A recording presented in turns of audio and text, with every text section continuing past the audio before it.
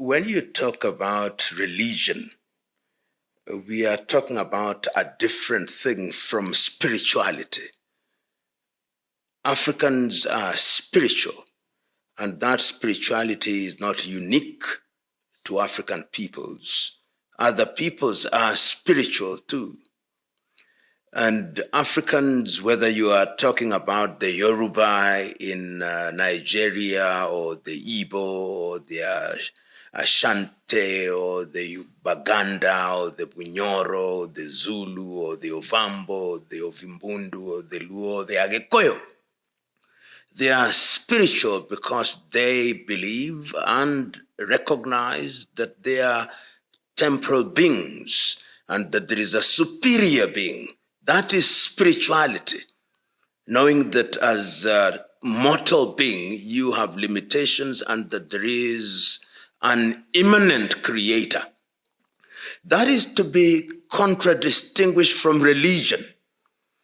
What the colonizers brought was religion, spirituality packaged in man-made forms.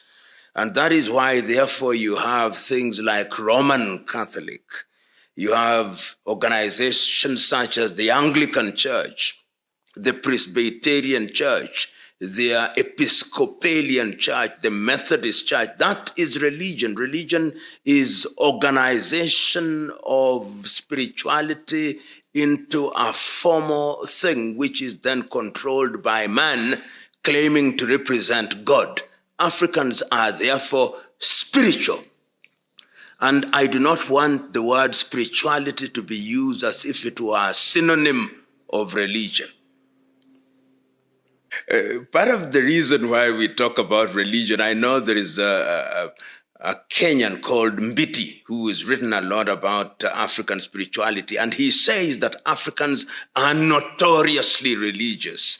And that to me is a misconception. It is not uniquely Africa. If you go to other civilizations, go to the Hindus, and you read Hindu epics such as the Mahabharata or the Ramayana, you see how spiritual they are. If you go to the Jews and you go to the Talmuds and you look at the history of Judaism, and if you go to the Arabs and see the Quran and you read the Hadiths, you see spirituality.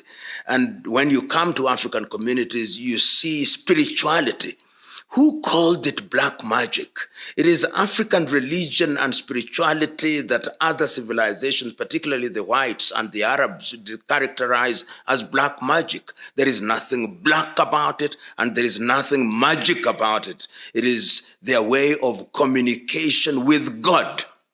Every other civilization has dark powers, and those dark powers are the ones sometimes that are characterized as witchcraft. And if you want to know that these are known to all civilization, they have a word for it. Whenever you see that a society has a word for something, it means that they are familiar and that they practice that thing.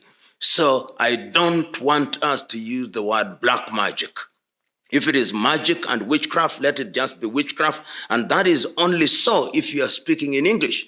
If I were to be speaking in Chinyanja or Chichewa or Kihaya or Kizanaki, I would use different words. So let us sometimes also recognize very quickly that because we are defining ourselves in a foreign language, we carry the baggage of the use of those languages in a condescending manner. And part of the process of decolonizing African minds is to ensure that we are not yoked by words which are derogatory of the African peoples.